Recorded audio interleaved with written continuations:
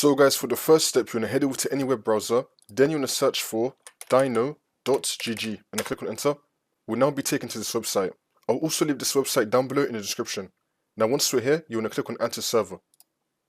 And now we're going to look on the bottom, it's going to be saying free for everyone, and then click on add to server again. You now want to log into your Discord account. And then once you've logged in, this will come up. If you're logged into the wrong account, you want to click on not you, and then log into the correct account. Now we can choose what server that we want to add this bot to. So I want to be choosing this server right here, and then click on continue. You want to tick everything here, make sure you have everything selected, and then click on authorize. You want to click on I am human, and now this will come up. And now Dyno should be added to our server. Now we're going to come back to this website. We're now going to click on next, and then click on next again, and then click on done. So just skip all of that. And then once we're on this, we're going to search for auto.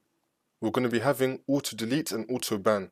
So for auto delete, if someone sends a message, the message will be instantly deleted. And for auto ban, if someone sends a message that you don't want on your server, they're going to be banned straight away. I'm going to go with auto delete, so now I'm going to click on settings. And then once you're on this, you want to select the channel that you want to do it for. I'm going to be doing it for general. Now you're going to click on add filter.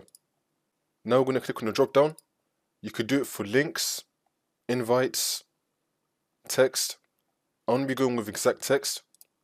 And now you could just type in any word that you want to be auto deleted.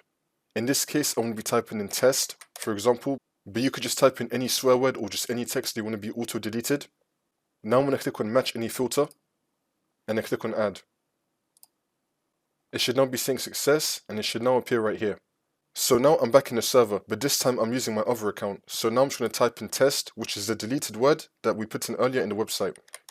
I'm going to type in test and then click on enter. And then as you can see, it was auto deleted. That's how you do it.